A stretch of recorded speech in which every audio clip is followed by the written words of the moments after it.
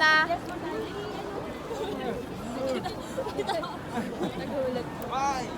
Ay, yari ka.